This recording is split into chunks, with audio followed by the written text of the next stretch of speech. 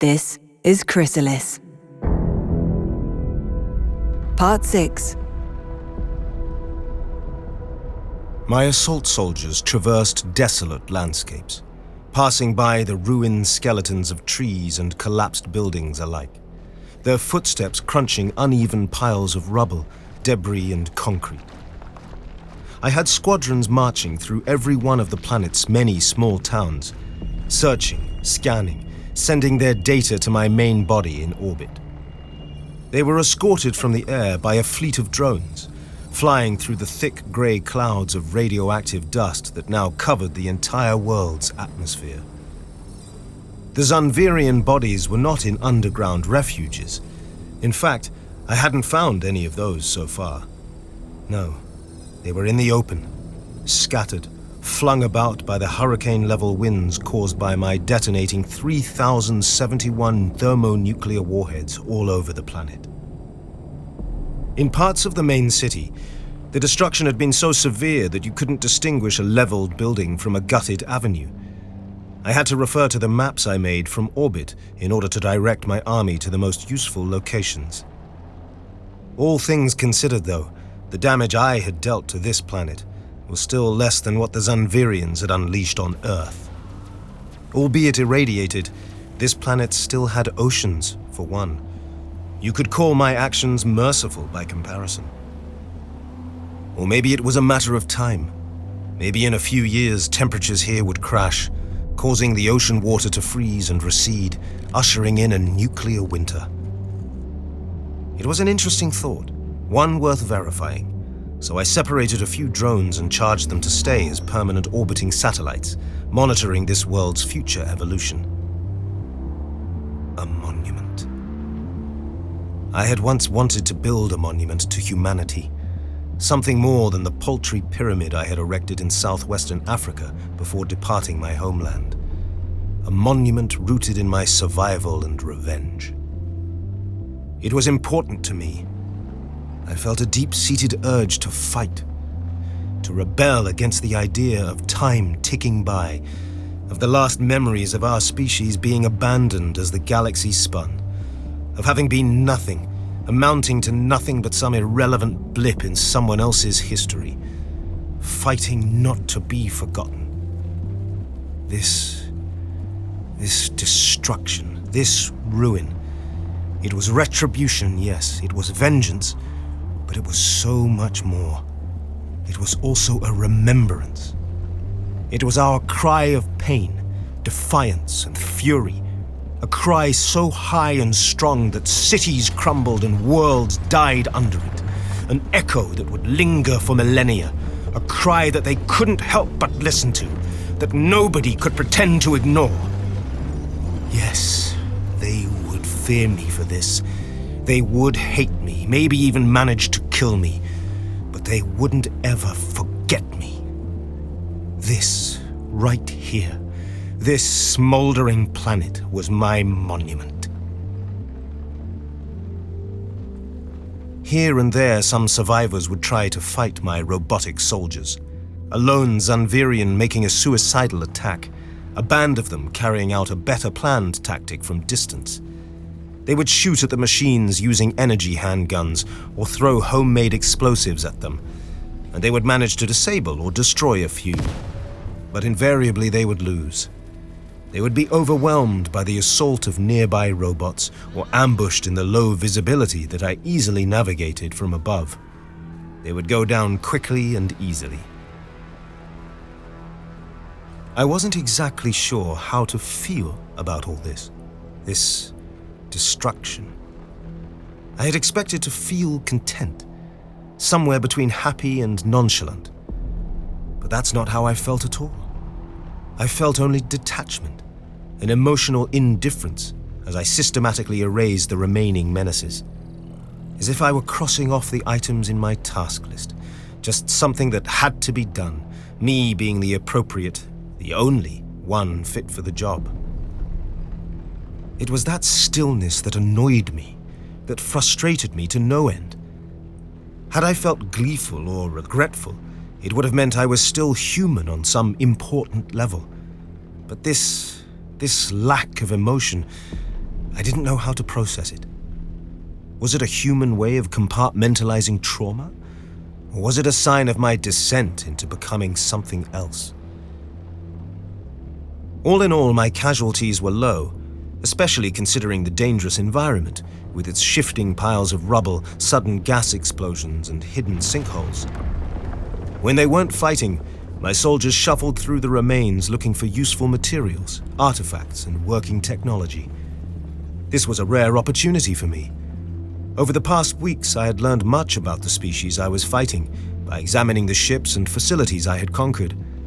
I had used that knowledge to devise counters to their attacks and to develop more resistant armor, better propulsion, and newer weapons. But right here, now, I was learning about the Zanvirians as a community. I learned as I picked through the ruins, going through their homes, farms, factories, and administrative buildings. This painted a much richer picture of the enemy I was fighting, and my processing units raced to incorporate each piece of new information, to give it sense, contextualize and categorize it, and look for ways in which it could be utilized. I discovered that their society was internally segregated, different buildings and homes sporting banners and identifying symbols of varying colors. I wasn't sure what that division represented, but maybe I would be able to exploit it in the future. Perhaps I could get them to betray one another for my own gain. The spaceport and its large cargo starships told a story of logistics, of interstellar supply runs and resource distribution. A story that already had me shuffling objectives in my mind, reprioritizing possible targets to achieve deepest impact in the Zanvir Republic's trade and military supply chains. It was near the spaceport where I found it. A relatively small spaceship, lodged between two buildings as if it had fallen from the sky. Its entire rear was missing, the internal mechanisms, pipes, and corridors all exposed to the dusty wind.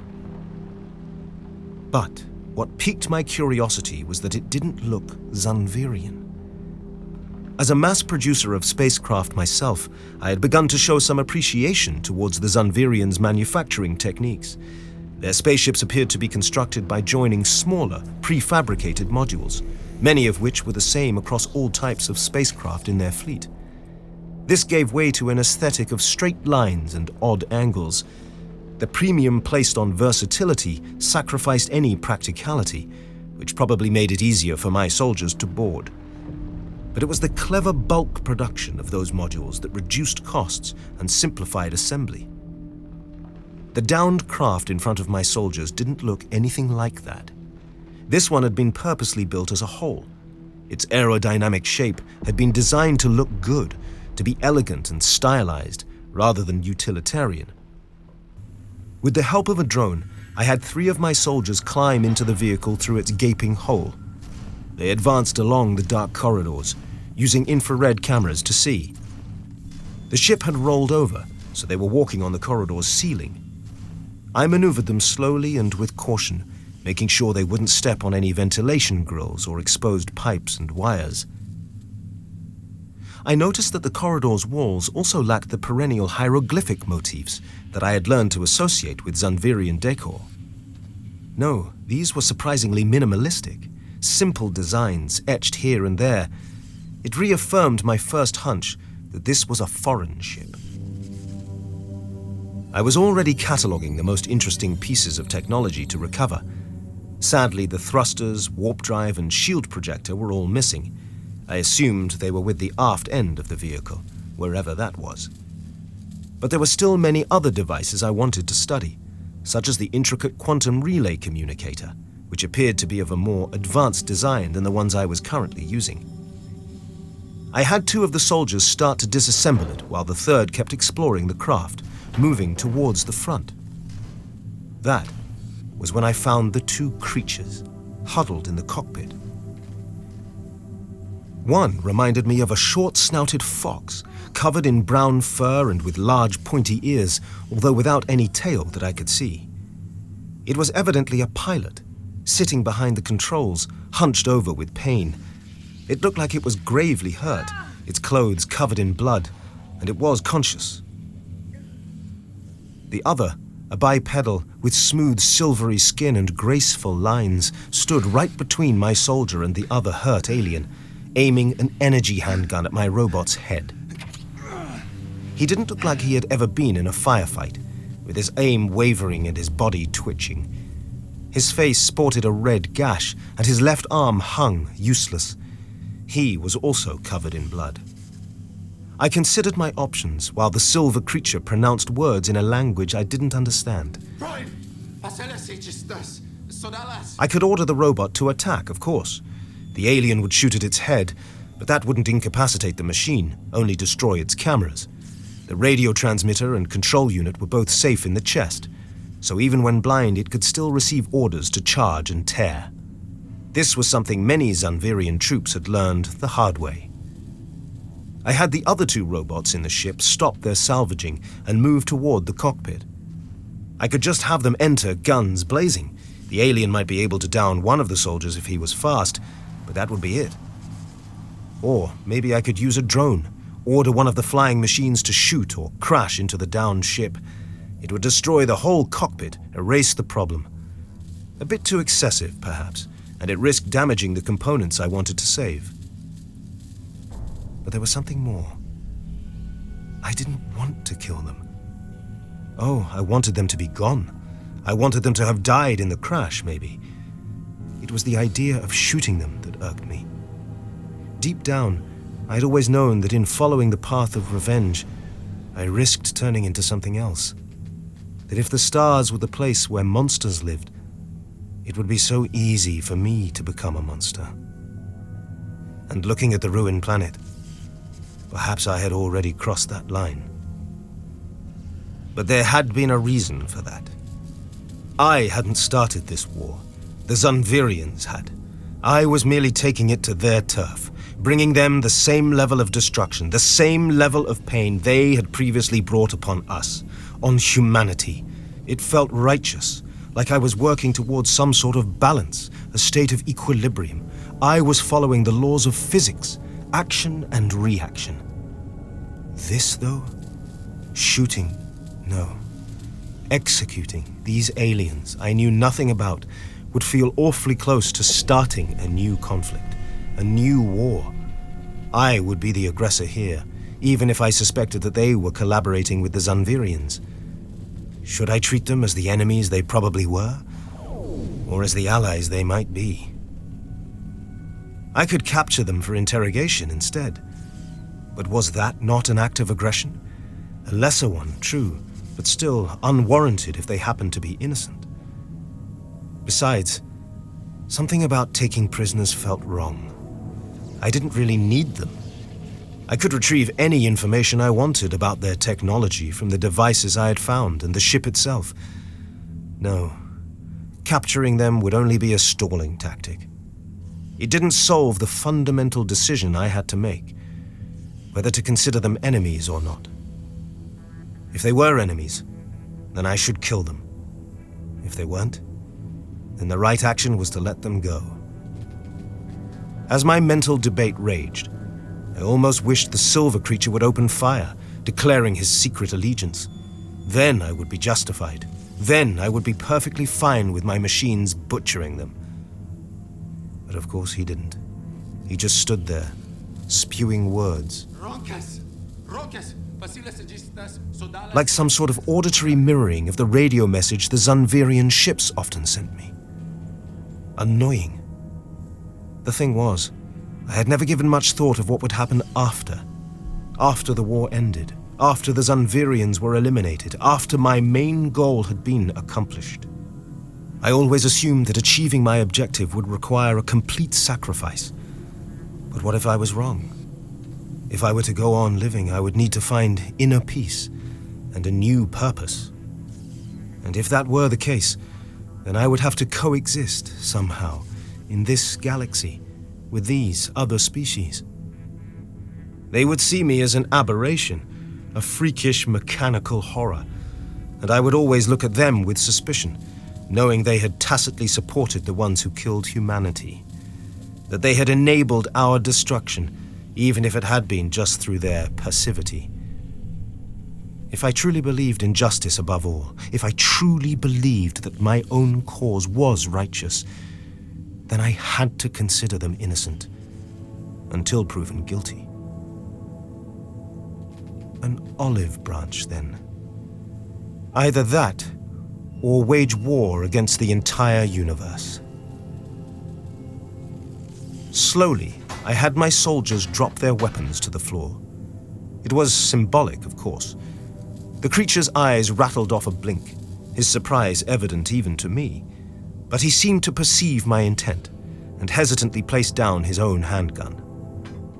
I ordered my leftmost soldier to enter the cockpit and approach the fallen fox-like creature, its movements slow and deliberate, each motion exaggerated so as not to scare the aliens. The silver-skinned creature eyed the soldier warily, but didn't try to stop it. I had the robot offer a hand to the hurt creature. It asked something to its partner, which seemed to reply in the affirmative. Then the creature grasped my hand. Strange, to feel that sort of contact again. Something I had almost forgotten, even if it was through the very limited haptic sensors of my assault robot's hands. I helped it stand. The creature let out a groan, and the silvery alien started moving towards the gun. For an instant, it looked like this candle of a truce we had managed to light was flickering out. But then, the pilot said something, and its partner visibly relaxed. My robot started walking towards the cockpit's exit, escorting the hobbled creature along the way. The other alien eyed the gun again in indecision, but then eventually followed them, leaving it behind. I had my two other soldiers take up the group's rear. Getting the pair of aliens out of the crashed ship was a complex operation that took the better part of an hour. It involved a chain of assault soldiers working in conjunction, along with the support of 3 of my flying drones. At points, I was worried the hurt creature wouldn't make it. I had a couple of robot squads comb the local area for Zunvirian first aid supplies. When I finally got them out of the wreckage and into the open, the silver creature looked shocked. He stared at the devastated landscape in silence, then pushed my closest soldier in the chest while screaming some unknown word over and over again.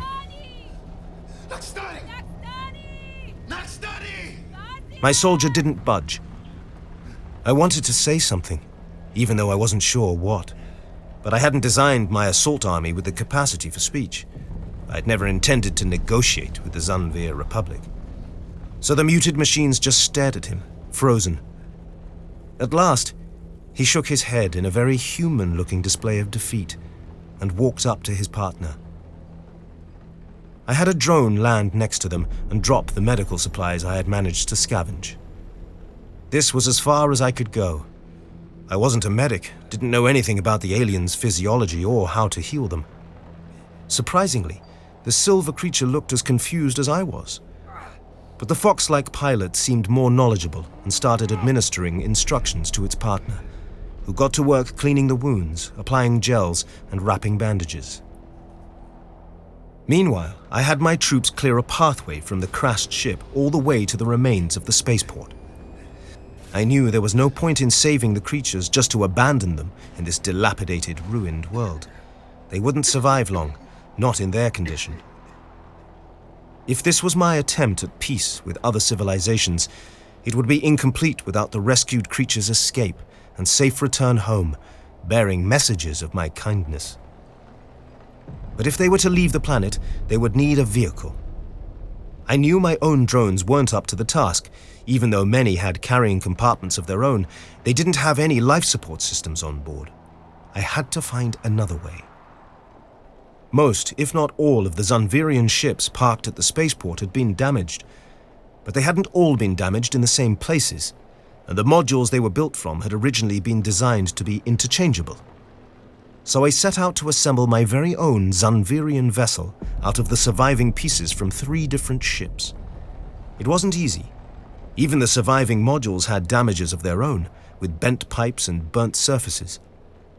I was using a small patrol ship as the main chassis, since it had survived relatively intact and only needed some of its main components replaced.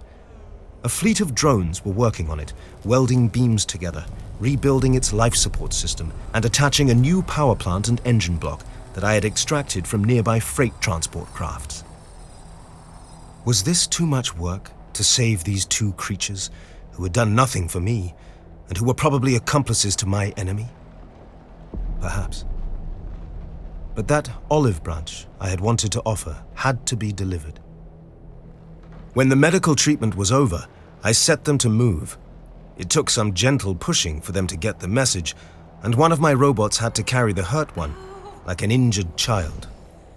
The silver creature startled at first when that happened, but after a few words from his companion, he allowed it. The procession advanced slowly. It had to. It took them almost 3 hours to reach the spaceport, and by that time the makeshift spaceship I had assembled was ready to fly. When the creatures saw the contraption for the first time, they stood frozen, exchanging words in their own language. I could see that they were uncomfortable. It made sense, seeing that I constructed the craft in such a short time.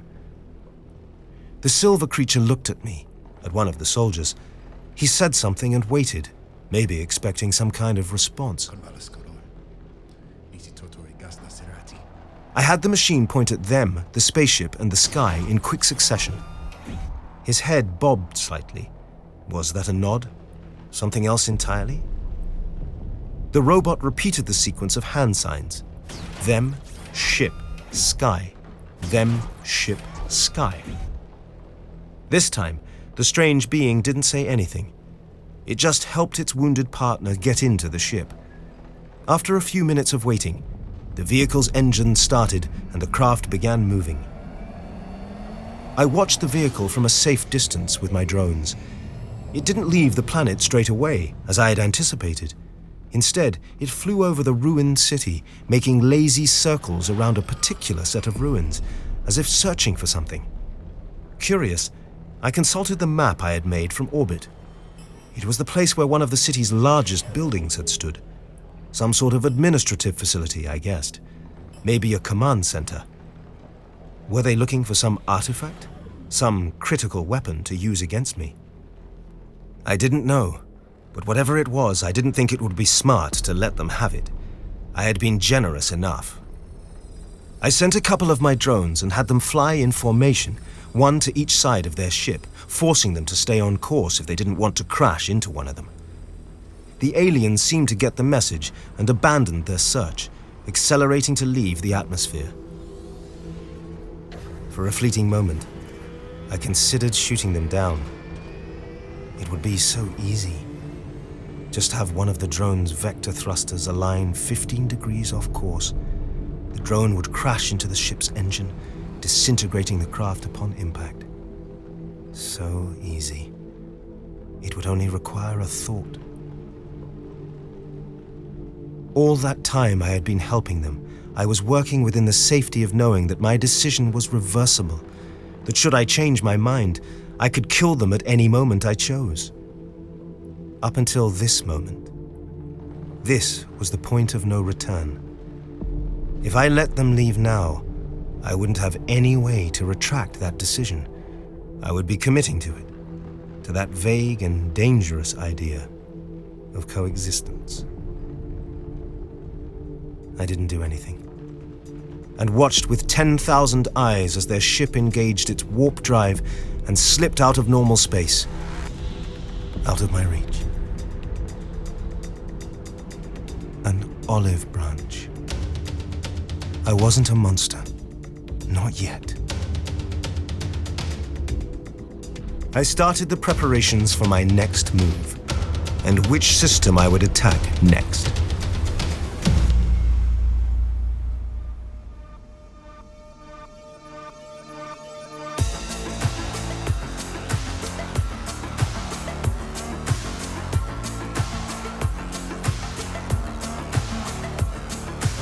That was part 6 of Chrysalis, performed by Corey Hawkins, Matthew Wolfe, and Amy Argyle, directed by Alex Kemp. CHRYSALIS was written by SH Serrano and adapted by Stephen Michael and Macklen Makhloghi. CHRYSALIS is executive produced by Corey Hawkins, executive produced by Stephen Michael, and associate produced by Sarah Newton at Gunpowder and Sky. This season is produced by Toby Lawless at Wolf at the Doors Studios.